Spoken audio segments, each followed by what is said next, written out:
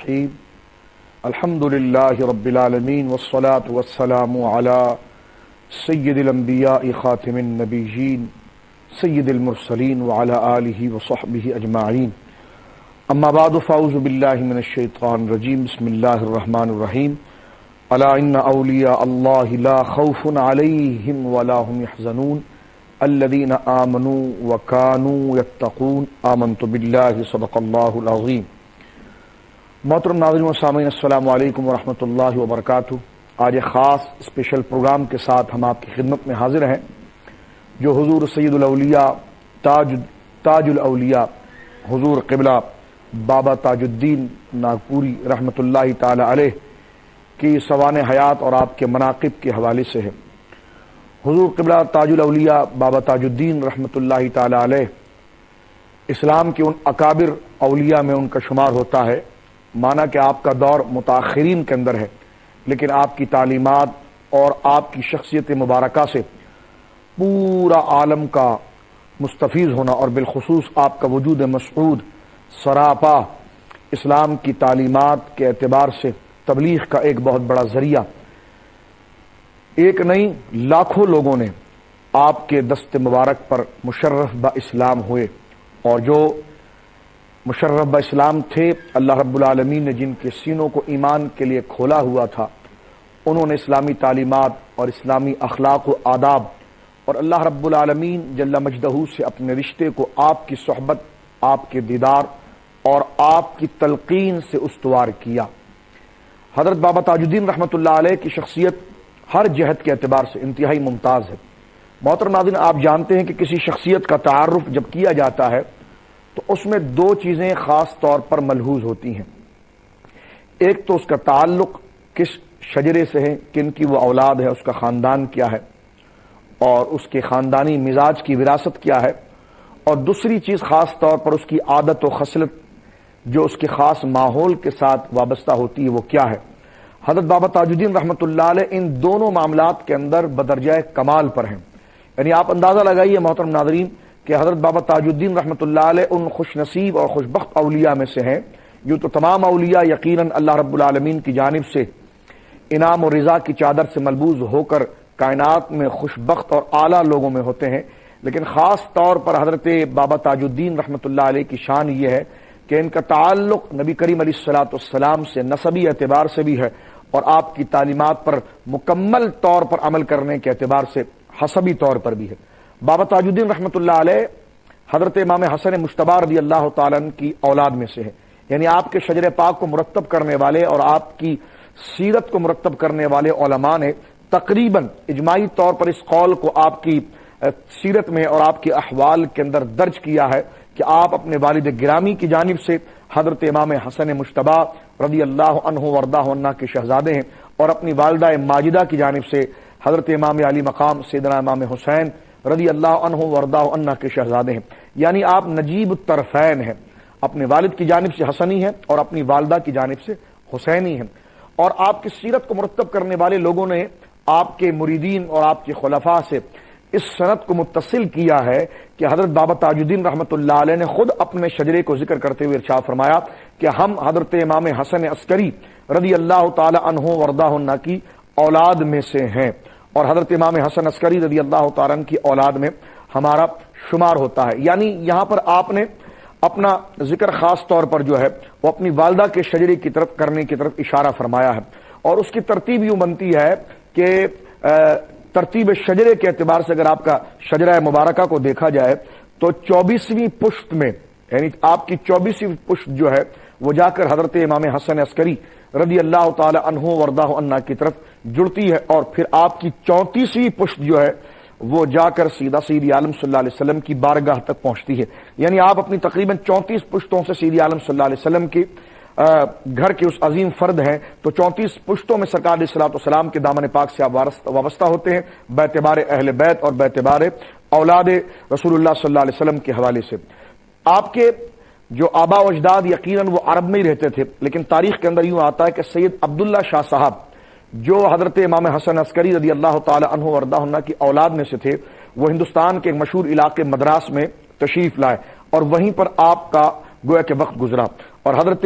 قبلہ تاج الدین ناگپوری رحمۃ اللہ علیہ، جن کی سلسلہ ولادت کے اعتبار سے جو ہم نے ذکر کیا ہے، تو تاریخ ولادت خاص طور پر جو آتی ہے وہ 1861 ہجری، یہ آپ کا تاریخ ولادت ہے، اور جس کو چاند اور قمری تاریخ کے اعتبار سے جو آپ کی سیرت نگار ہیں، جو اس تاریخ کو مرتب کرتے ہیں، آپ کے احوال کو مرتب کرتے ہیں، وہ 1277 ہجری آپ کی سن ولادت کو شمار کرتے ہیں۔ حضرت بابا تاج الدین رحمۃ اللہ تعالی علیہ ابھی آپ گویا کہ ابتدائی وقت یعنی عمر کے ابتدائی لہجے میں تھے، یعنی سال کے قریب یوں سمجھ لیجئے تو آپ کے والد گرامی مرحوم کا انتقال ہوا۔ آپ کی والدہ ماجدہ نے آپ کی پرورش کی ہے اور آپ اپنے نانا کے ساتھ رہا کرتے تھے۔ حضرت بابا تاج الدین رحمۃ اللہ تعالی علیہ کی والدہ ماجدہ نے آپ کو 6 سال کی عمر میں باقاعدہ ایک علاقے کے بڑے مشہور مدرسے میں داخل کرایا، جہاں پر جید علماء تدریس کے فرائض انجام دیتے تھے۔ حضرت بابا تاج الدین رحمۃ اللہ تعالی علیہ نے قرآن کریم کی مکمل تعلیم حاصل کی، یعنی ناظرہ، اور اس کے بعد حفظ قرآن، اور اس کے بعد پھر آپ نے باقاعدہ تمام علوم جدیدہ اور خاص طور پر قرآن کریم کے حوالے سے جو علوم ہے اس پر مکمل دستخط حاصل کی۔ عربی زبان کے تمام شعبوں پر آپ نے عبور حاصل کیا، حدیث کا علم، فقہ کا علم، تفسیر کا علم آپ نے حاصل کیا، اور باقاعدہ ایک عالم کے لیے اور قرآن و سنت کو جاننے کے لیے اور آگے چل کر پوری دنیا کو قرآن و سنت اور اللہ اور اس کے رسول کے پیغام سے واقف کرانے کے لیے جن علوم کا ہونا ضروری ہے، حضرت بابا تاج الدین رحمۃ اللہ تعالی علیہ نے 13 سال کی عمر کے اندر ان تمام علوم پر مکمل طور پر دسترس حاصل کر لی تھی۔ حضرت بابا تاج الدین رحمۃ اللہ علیہ 13 سال کی عمر میں تمام علوم سے فارغ ہوتے ہیں، یعنی عربی اور فارسی کے تمام کتب اور تمام اصول اور امہات الکتب سے آپ نے باقاعدہ اصول اور نصوص کو یاد کیا اور ان مسائل میں بڑا آپ نے کمال حاصل کیا۔ 13 سال کی عمر شریف بابا تاج الدین رحمۃ اللہ علیہ کی ہوتی ہے، جس طرح کہ میں نے عرض کیا کہ اور آپ درسی کتاب سے اور درسی علوم سے فارغ ہوتے ہیں، تو اس کے بارے میں آپ کی سیرت مبارکہ کو نقل کرنے والے مورخین یہ بات کو لکھتے ہیں کہ 6 سال کی عمر جب آپ کی تھی تو اس وقت آپ کی والدہ نے آپ کو جہاں جامعہ میں اور دارالعلوم میں داخل کرایا تھا، اس کے چند ماہ بعد ہی آپ کی والدہ ماجدہ رضی اللہ عنہا کا وصال مبارک ہوا۔ پھر آپ کی پرورش آپ کے نانا نے ہی فرمائی تھی، اور نانا کے ساتھ آپ بابا تاج الدین، بابا تاج الاولیاء رضی اللہ تعالی عنہ ان کی زیر تربیت رہے، اور آپ کے نانا جان خود اپنے وقت کے بہت بڑے اللہ کے ولی تھے۔ کہا جاتا ہے کہ 13 سال کی عمر شریف میں تمام علوم سے فراغت حاصل کرنے کے بعد جب آپ گھر لوٹے تو یکایک ایک واقعہ یہ نظر آیا کہ آپ اپنے گھر سے غائب ہو گئے۔ اب تمام مریدین اور تمام گھر والوں نے تلاش کیا، لیکن تلاش بسیار کے باوجود آپ کا پتہ نہ مل سکا۔ آپ کے نانا نے بھی آپ کو بہت تلاش کیا، اور تاریخ میں آتا ہے کہ جناب آپ کے نانا تقریباً 2 سال سے زیادہ کا عرصہ انہوں نے آپ کی تلاش میں نکالا، اور آپ سے انتہائی محبت اور انہماک ہونے کی وجہ سے اس صدمے اور اس غم میں وہ اس دار فانی سے رحلت فرما گئے۔ کہا جاتا ہے کہ حضرت بابا تاج الدین رحمۃ اللہ علیہ کا اس علاقے سے غائب ہونے سے مراد یہ کہ آپ کی طبیعت کے اندر اس قدر محبت الہی کا گویا کہ ذوق اور شوق تھا، اور ایسی والہانہ طبیعت تھی کہ اس اعتبار سے اپنے گھر بار آپ نے تمام چیزوں کو چھوڑ دیا، اور آپ بیابان اور صحراؤں میں اللہ رب العالمین کی عبادت اور تمام عبادات اور ریاضات کے لیے آپ وہاں پر گویا کہ لوگوں کی نظروں سے آپ گویا کہ پردہ پوش ہو گئے۔ اور یہ کہا جاتا ہے کہ حضرت تاج الاولیاء بابا تاج الدین رحمۃ اللہ تعالی علیہ نے ایک لمبا عرصہ ان بیابانوں میں اور ان جنگلوں میں اللہ رب العالمین کی عبادت کی، اور سخت ریاضات کر کے آپ نے اس فیض کو حاصل کرنے کی کوشش کی کہ جس کا تقاضا آپ کے دل کے اندر، آپ کے قلب کے اندر اللہ رب العالمین کی محبت کے حوالے سے ہوتا تھا۔ اور کیوں نہ ہو محترم ناظرین، یہ حضرات اولیاء کاملین کے اندر یہ خصوصی خاصہ ہوتا ہے۔ قرآن کریم فرقان حمید نے ان کے مرتبے اور مقام کو اس انداز میں بھی ذکر کیا ہے کہ الا ان اولیاء اللہ لا خوف علیہم ولا هم يحزنون، کہ خبردار بے شک اللہ رب العالمین کے جو دوست ہیں، اللہ رب العالمین کے جو اولیاء ہیں، ان پر کوئی خوف اور کوئی غم نہیں ہوتا، نہ ان پر کوئی خوف ہے اور نہ وہ غمگین ہوں گے۔ الذین آمنوا وکانوا یتقون، کہ بے شک یقیناً وہ صاحب ایمان ہوتے ہیں، اور ایمان کا تقاضا یہ ہوتا ہے کہ ان کے وجود سے تقوی اور طہارت کا صدور ہوتا ہے۔ تقوی کی تعریف علماء نے محترم ناظرین بابا تاج الدین رحمۃ اللہ علیہ کے احوال کو سمجھنے کے لیے اس نقطے کو بھی جانا جائے کہ بابا تاج الدین رحمۃ اللہ علیہ کے اندر وہ تقوی مکمل طور پر اپنے کمال کے ساتھ موجود تھا۔ تقوی کا معنی یقیناً اللہ رب العالمین سے ڈرنا بھی ہے، اور تقوی کا ایک معنی حضرات صوفیہ نے یہ بھی کیا ہے کہ تقوی کا یہ معنی ہے کہ اللہ رب العالمین تیرا یعنی اللہ رب العالمین تجھے وہاں نہ دیکھے جہاں دیکھنے سے وہ ناراض ہوتا ہے، یعنی تیرا مالک تجھے وہاں نہ دیکھے جہاں دیکھنے سے وہ ناراض ہوتا ہے۔ یقیناً یہ وہ خاص صفات ہے جو حضرات اولیاء کاملین کے قلب و جگر کے اندر ہوتی ہے، اور ان کا سب سے بڑا مقام یہ ہوتا ہے کہ دنیا کی تلذذات اور دنیا کی چیزوں سے انہیں رغبت نہیں ہوتی، رغبت انہیں اللہ رب العالمین سے ملاقات اور آخرت سے ہوتی ہے۔ موت ہمیشہ ان کے سامنے مستحضر ہوتی ہے، یہ خیال ان کے اندر ہمیشہ بیدار رہتا ہے کہ ہم جو کر رہے ہیں، ہم جو کہہ رہے ہیں، ہم جو کھا رہے ہیں، ہم جو سن رہے ہیں، ہم جو لوگوں کو مشورہ دے رہے ہیں، ان تمام چیزوں میں اللہ رب العالمین کی بارگاہ میں ہم سے باز پرس ہوگی، یعنی مکمل طور پر وہ نگرانی میں ہوتے ہیں، مراقبے کی کیفیت میں بھی ہوتے ہیں کہ اللہ رب العالمین ہمیں دیکھ رہا ہے، محاسبے کی کیفیت کے اندر بھی ہوتے ہیں کہ ہم سے کوئی کام اگر سرزد ہو رہا ہے یا کوئی خیال ہمارے دل کے اندر آ رہا ہے تو اس کی فکر کیا ہے، اور مجاہدے کی کیفیت کے اندر بھی ہوتے ہیں، یعنی اپنے آپ پر مکمل شدید بوجھ ڈال کر اور کٹھن ریاضتوں کے ساتھ اپنے آپ کو اللہ رب العالمین کی عبادت کی طرف گامزن رکھتے ہیں، اور اپنے مزاج کو اور جو انسان کے اندر شیطانی اور نفسانی مزاج ہے اس کو تبدیل کر کے اور اپنی اس فکر اور جد و جہد اور اپنی اس کوشش کے ساتھ اس کو رحمانی مزاج کی طرف وہ پھیر دیتے ہیں۔ اور قرآن مجید فرقان حمید نے اسی حوالے سے انہی جیسے حضرات کے لیے اس بات کو گویا کہ ذکر فرمایا ہے کہ تتجافى جنوبهم عن المضاجع،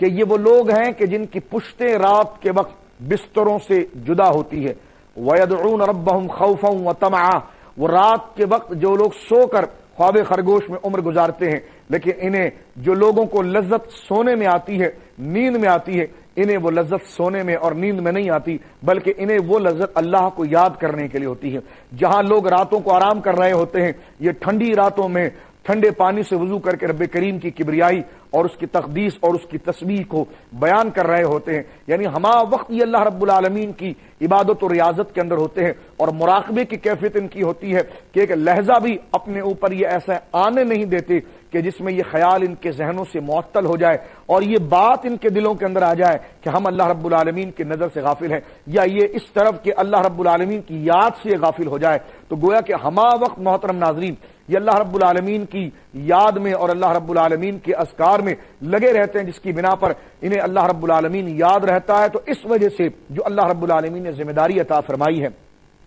جو اللہ رب العالمین نے مرتبہ اور مقام مسلمان کو عطا فرمایا، ان تمام ذمہ داریوں سے اور ان تمام منصب کی ادائیگی کے اعتبار سے یہ مکمل طور پر مستعد اور بیدار رہتے ہیں۔ اور اسی حوالے سے تاریخ کے اندر بھی یہ بات آتی ہے کہ حضرت تاج الاولیاء بابا تاج الدین رحمۃ اللہ علیہ جس دوران مدرسے میں تعلیم حاصل کر رہے تھے، اور آپ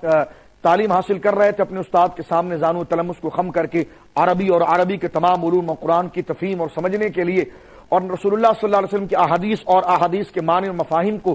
سواد اعظم کے اس تسلسل کو جاننے کے لیے فقہ، حدیث، تفسیر، اصول فقہ، ان تمام مدون علوم کو جہاں آپ گویا کہ حاصل کر رہے تھے، تو ایک بزرگ ہے جن کا نام اتفاقاً ان کا نام بھی سید عبداللہ شاہ صاحب رحمۃ اللہ علیہ ذکر کیا جاتا ہے کہ وہ مدرسے میں داخل ہوئے، اور جب دیکھا کہ بابا تاج الاولیاء بابا تاج الدین رحمۃ اللہ علیہ اپنے استاد کے سامنے زانو تلمس کو خم کر کے ان سے تعلیم حاصل کر رہے ہیں، تو اس وقت حضرت سید عبداللہ شاہ صاحب رحمۃ اللہ علیہ نے دروازے پر کھڑے ہو کر ان کے استاد سے کہا تھا کہ دیکھو یہ جس کو تم پڑھا رہے ہو، اللہ رب العالمین نے اسے پہلے سے علوم لدنی سے اس کے سینے کو مالا مال کر دیا ہے، یعنی غیبی علوم اللہ رب العالمین نے اس کے سینے کے اندر پیوستہ اور راسخ کر دیے ہیں۔ اور پھر آپ اس وقت سید عبداللہ شاہ صاحب رحمۃ اللہ علیہ بابا تاج الدین رحمۃ اللہ علیہ کی جانب متوجہ ہوتے ہیں، اور متوجہ ہو کر خاص آپ گویا کہ نصیحت فرماتے ہیں، اور نصیحت میں کہتے ہیں میرے بیٹے اس بات کو یاد رکھو کہ جو ملکہ اور جو انعام اللہ رب العالمین نے تمہارے اندر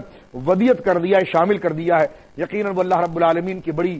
بڑا انعام ہے، اور اللہ رب العالمین نے تمہیں ایک بہت بھاری منصب سے نوازا ہے، اور اس کے ذریعے اللہ رب العالمین اپنے دین کے کام کو آگے بڑھائے گا، اور ایک خلق خدا اپنے دلوں کو آپ کی صحبت کو اختیار کر کے اپنے دلوں کو اللہ کی یاد سے معمور کرے گی۔ وہ گمراہ انسانیت جن کا رشتہ اللہ رب العالمین سے ٹوٹ گیا ہے، تو بیٹا تمہارے ساتھ اور تمہاری صحبت ایسے مؤثر ہوگی ان کے لیے کہ وہ جس انسان اور جس پوری انسانیت یا جن انسان جو تمہاری صحبت میں آئیں گے، تمہارا حلقہ ارادت جہاں تک ہوگا، اور ان میں وہ لوگ اور وہ انسان اور وہ فرد بشر جنہوں نے اپنے آپ کو گناہوں میں اٹ دیا ہے اور جنہوں نے اپنے آپ کو گناہوں کی آلودگی سے آراستہ کر دیا ہے اور اپنے دامن کو ناپاک کرتے ہوئے اللہ رب العالمین کی محبت کو جنہوں نے فراموش کر دیا ہے، تو بیٹا تمہارے اندر اللہ نے یہ صلاحیت اور یہ قابلیت اور یہ استعداد تمہارے اندر ودیت کر دی ہے کہ تمہارا حلقہ جہاں تک وسیع ہوگا وہاں تک لوگ تم سے استفادہ کریں گے، اور جن جن کا رشتہ اللہ رب العالمین سے ٹوٹا ہے، اس کے رسول مکرم صلی اللہ علیہ وسلم سے ٹوٹا ہے،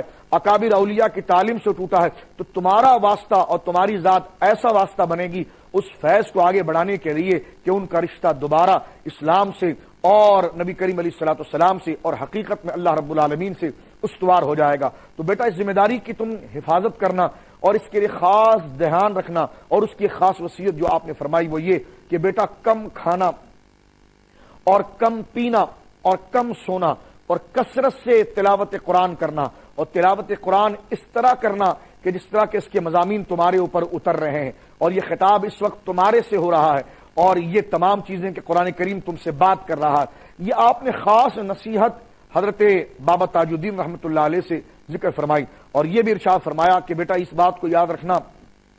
کہ اللہ رب العالمین بندے کے تکبر کو پسند نہیں کرتا، بڑائی کو پسند نہیں کرتا۔ اللہ رب العالمین نے اگر یہ منصب و مقام عطا فرمایا ہے تو اپنے آپ کو اس منصب کا مالک نہ سمجھنا، امین سمجھنا، اور جو خلق خدا تمہارے پاس آئے گی جس اعتبار سے ان میں ان امانتوں کو تم تقسیم کرنا، اور سب سے پہلے ان کو نماز کی، سب سے پہلے انہیں اللہ رب العالمین کی عبادت کے سلیقے کی، سب سے پہلے انہیں کہ معبود اور بندے کا رشتہ کیا ہوتا ہے، معبود اور عبد کا رشتہ کیا ہوتا ہے، یہ ساری باتیں تم نے انہیں سکھانی ہے، اور خاص طور پر اس بات کی طرف لوگوں کو راغب کرنا ہے کہ یہ دنیا جو ہے وہ ناپائیدار ہے، یہ دنیا جو ہے وہ وقتی ہے، اور سب نے لوٹ کر ایک دن اپنے مولا کے پاس جانا ہے، اپنے رب کریم کے پاس جانا ہے، اور اس رب کریم کے پاس جانا ہے کہ جس رب کریم کے پاس ہم نے سوال و جواب دینا ہے، اور جو رب ہم سے یہ پوچھے گا کہ تجھے جوانی دی گئی تھی تو نے کہاں خرچ کیا، تجھے عمر دی گئی تھی اسے کہاں تو نے خرچ کیا، تو نے مال کہاں سے حاصل کیا، کن پر تو نے خرچ کیا، تو نے کتنا علم حاصل کیا تھا اور کتنے علم پر تو نے عمل کیا، یہ ساری نصیحت انہوں نے مدرسے کے دروازے پر کھڑے کھڑے بابا تاج الدین رحمۃ اللہ علیہ کو ودیت فرمائی۔ یقیناً وہ چراغ محبت اور وہ تپش اور وہ چنگاری جو آپ کے دل کے اندر اللہ رب العالمین کی موجود تھی، سید عبداللہ شاہ صاحب رحمۃ اللہ علیہ نے جب یہ بات کی تو وہ ایک شعلہ بن کے ظاہر ہوئی، اور یہی بات تھی کہ حضرت بابا تاج الدین رحمۃ اللہ علیہ انتہائی منکسر المزاج یعنی عاجزی اور انتہائی گویا کہ خلق خدا پر شفقت فرمانے والے، غریبوں کا لحاظ کرنے والے، اور وہ غریب جو ظالموں کے چنگل میں پھنسے ہوئے ہیں، آپ نے اپنی فکر اور اپنی تبلیغ اور اپنی ذاتی کوشش جو اللہ رب العالمین نے آپ کو مرحمت فرمائی تھی اس کے ذریعے آپ نے دکھی انسانیت کے زخم پر بہت بڑا مرہم رکھا، اور علاقے کے علاقے گویا کہ آپ کے دستے پاک پر مشرف اسلام ہوئے، اور جس طرح کہ میں نے شروع میں عرض کیا تھا کہ جو دار اسلام سے وابستہ تھے ان کے دلوں میں اللہ کی یاد اور دین مبین کا چراغ جو پھیکا پڑ گیا تھا، آپ کی صحبت کے اعتبار سے وہ ایک روشن شعلہ بن کے سامنے آیا۔ حضرت بابا تاج الدین رحمۃ اللہ تعالی علیہ یقیناً حسنی اور حسینی سادات ہونے کے اعتبار سے یہ صلاحیت اور کمالات آپ کو نسبی طور پر بھی حاصل تھی، اور ماحول میں جس طرح کہ میں نے عرض کیا کہ آپ کی والدہ ماجدہ کتنی پرہیزگار خاتون تھی، اور آپ کے نانا اپنے وقت کے ایک بہت بڑے بزرگ تھے، اور باقاعدہ آپ کو تدریس اور آپ کو تعلیم کا مکمل اہتمام کیا اور تقوی و طہارت کی تعلیم آپ کو دی، تو یقیناً جو وراثت آپ کے اندر کمالات کے طور پر چلی آ رہی تھی اس کے نکھار کے لیے اللہ رب العالمین نے ماحول بھی ایسا عطا فرمایا۔ بابا تاج الدین رحمۃ اللہ علیہ کی شخصیت کرامات کی ایک آمجگاہ تھی، آپ کا ہر لہجہ، اور لوگ کہتے ہیں کہ تواتر کے ساتھ ہر لہجہ ہم آپ کی کرامات کو ملاحظہ کرتے تھے، اور اس کرامات کے ذریعے جو علاقوں کے اندر چاہے جادو ہو، سحر ہو، جناتی دخل ہو، یہ آپ کے آستانے مبارک کے اندر ہی اگر کوئی داخل ہوتا تو اس سے جنات، جادو، یہ آسیب، ان تمام چیزوں سے اسے چھٹکارا ہو جاتا، اور اس بات کو دیکھ کر کثیر گروہ جو جادو کے اندر یہ جنات کے امراض میں تھے آپ کے آستانے مبارک پر حاصل ہو کر شفا یاب ہو جاتے تھے اللہ کے اذن سے، تو انہیں اللہ رب العالمین جب شفا عطا فرماتا تو پھر وہ آپ کے دست پاک پر مشرف اسلام ہو جایا کرتے تھے۔ یہ مختصر سبق تھا جس میں تاج الاولیاء کے متعلق ہم نے تمہیدی گفتگو کی۔ آپ کی مثال بے نظیر، آپ کی خدمات بے نظیر و بے مثال ہے، اور آپ پر ایک نہیں درجنوں مقالے لکھے گئے ہیں، لیکن ضرورت اس امر کی ہے حضرات اولیاء کاملین سے محبت کریں، اور جو تعلیم انہوں نے ہمیں دی ہے توحید کی، رسالت کی، ایمان کی، عقیدے کی اور تقوی کی، اور خاص طور پر جو حقوق اللہ رب العالمین نے ہم پر نماز، روزہ، زکوٰۃ اس صورت میں رکھا ہے، ان کو ان کے وقت میں ان کے شرائط کے ساتھ ادا کرنے کی، تو ضرورت اس امر کی ہے تاج العلماء کے عرس اور ان کے آپ کے مناقب کو سننے کے لیے کہ آپ نے ساری عمر اس بات پر صرف کی ہے کہ لوگوں کے اندر وہ تعلیم منتقل ہو جائے جو رسول اللہ صلی اللہ علیہ وسلم لے کر آئے تھے۔ اللہ رب العالمین ہمیں تاج العلماء کی دی ہوئی تعلیمات اور آپ کی ذات سے محبت عطا فرمائے، اور تمام اللہ کے بندے جن کے ذریعے اللہ رب العالمین نے دین کے پیغام کو آگے بڑھایا، جو اللہ کی محبت کا مظہر بنے، اللہ رب العالمین ان سے محبت اور ان کی تعلیم پر ہمیں عمل پیرا فرمائے۔ اور یہ جو تھوڑا وقت ہم نے اس میں ذکر کیا ہے اور یہاں پر ہم جمع ہوئے، اللہ رب العالمین ہمیں اور ہمارے اہل و عیال کو اس کا بہترین اجر اور انعام عطا فرمائے۔ وآخر دعوانا ان الحمدللہ رب العالمین۔ خدا کا خاص ایک احسان